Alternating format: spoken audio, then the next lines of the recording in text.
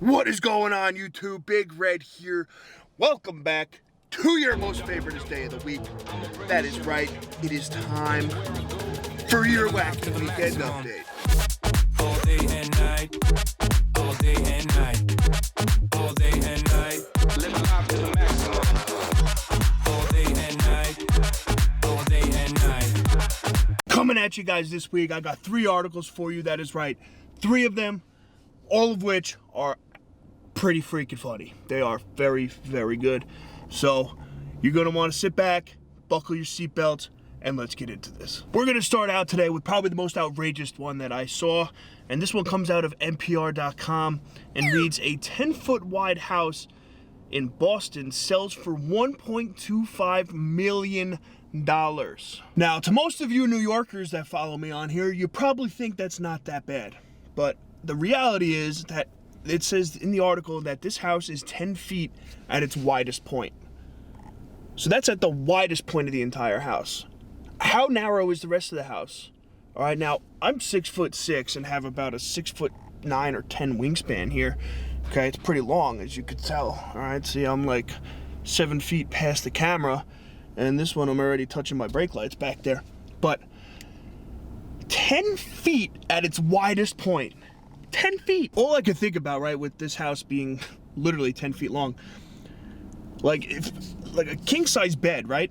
King size bed is about, I think, 6.5 feet long in total. I have one. I have no idea the exact measurements, but 6.5 feet long. So now, if your bed is in the bedroom that is at the widest point of the house, you only got like 3.5 feet left until nothing, because then you have sheetrock, studs, electrical, insulation, everything else.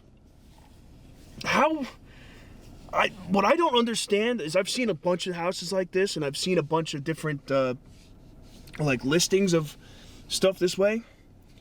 How is any of this crap up to code? That's what I don't understand. Part of me thinks that this house cannot be to code of what it needs to be to live in, and yet it is still selling for $1.25 million. Now, don't get me wrong. I understand that most of that price point, okay, is because you're in the Boston, Massachusetts area. So that does make sense to me. Okay, places like Boston, New York City, all the major cities like that are all very expensive. But man, trust me when I tell you that their $1.25 million can get you like an entire sanctuary anywhere else in the world. So I don't understand why people want to just go up and throw all this money at some little tiny thing that's only 10 feet wide in a city when you could go and do it elsewhere. I don't get it. It is absurd to me that somebody paid $1.25 million for this house, and I will never get over it. $1.25 million for a tiny house like that. The toilets in that house, I don't know how many bathrooms they got, but they better be made out of freaking gold. Article number 2 for the day is probably one of the funnier ones. All right, the third one, I promise you, is actually funnier than this, so you're going to want to stick around for that. Article number 2 comes out of Sky News and says, sexy Bernie Sanders' outfit could be the scariest costume this Halloween. So now everybody must remember, okay, when the meme was going around with Bernie Sanders forever, who was sitting there sleeping, trench coat on, mittens on his hands, mask on, all of that. So obviously what is going to happen, all right, because as Halloween goers do, they make everything that is absolutely horrifying or something and turn it into something sexy. That's just how Halloween works. Few examples of such, okay, you can't just have a police officer costume for Halloween, you have to have a sexy police officer for Halloween.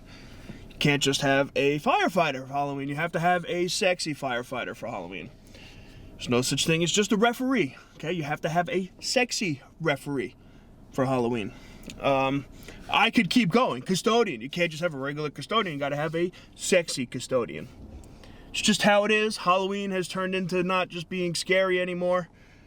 It's now probably going out there and who is the sexiest of them all for their outfit.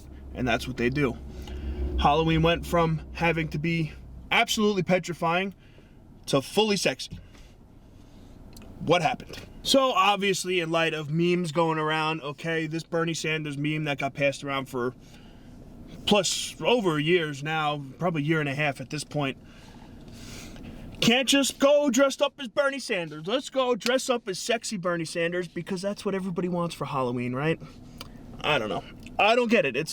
For me, I don't understand. Like, I wouldn't want to dress up as Thanos or the Hulk and be like, oh, yo, let me be a sexy Thanos because, you know, some giant purple guy with a huge square chin and the urge to kill half of the population in the world, or the universe rather, just screams freaking sexy, right?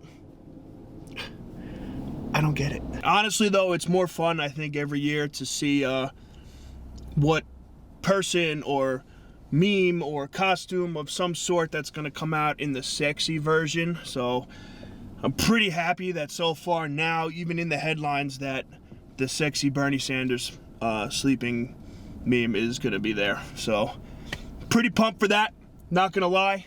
Interested to see what else comes out for this Halloween. On now to the third and final article of the day. All right, this one, a lot of things going on in the Boston area this week, so I'm pretty sure something good's going down up there. This one comes out of the HuffPost and reads, Boston High School is forced to use party bus with stripper poles for field trip. Well, I don't know about you guys, but that would have been probably the most lit field trip I had ever gone on in my entire life. Because that would be, I wouldn't even know what to do as a high schooler, getting on a bus to go on a field trip someplace, probably some stupid museum to look at rocks and flowers that I'm never gonna need in my entire life. But going there on a bus that is equipped with probably a dope-ass sound system, stripper poles, and I would assume that it would have to be comfy seats, not the little dinky ones that it's on a regular school bus now. So I can't be mad at this. It's kind of crazy to me. I know in the article, all right, it went on and said that the teachers really had no option when it came to transportation for this trip here. And this was kind of like a last resort thing that they had to do, which I understand. There's not a lot of bus drivers right now. That's kind of a job that's in some serious demand, but like, you don't do a little research, you know, like maybe look at a picture online about the bus you're getting that you're gonna have high schoolers come on. I can only imagine, you know, what would happen if a Snapchat gets leaked or something of someone swinging on that stripper pole, and, you know, I don't know. It would probably not be good if you were a teacher, that's for sure.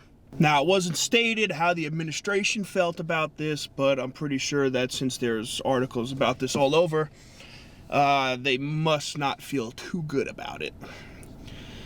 You know, I don't know if anything happened to the teachers or not. I really don't. If something did, that's kind of an unfortunate situation when they're just trying to, you know, make sure that these kids who were promised a field trip can get on and get going with their field trip.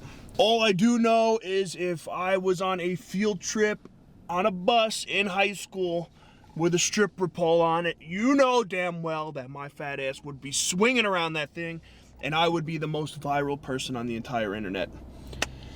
It's just a fact, and that's just how it's gonna go. Now, that is all I got for your Wacky Weekend update. I hope you guys enjoyed. If you did, please make sure you like the video, subscribe to the channel, turn on those post notifications so you don't miss anything that's going on around here. And stay tuned for this week's vlog because it's gonna be pretty good. I'm not gonna lie to you guys there. All right, thank you guys for tuning in. If you're not already, like I said, please subscribe. Really helps me out, and just stay tuned, folks. Honestly, you're not going to want to miss anything that goes on around here. Peace.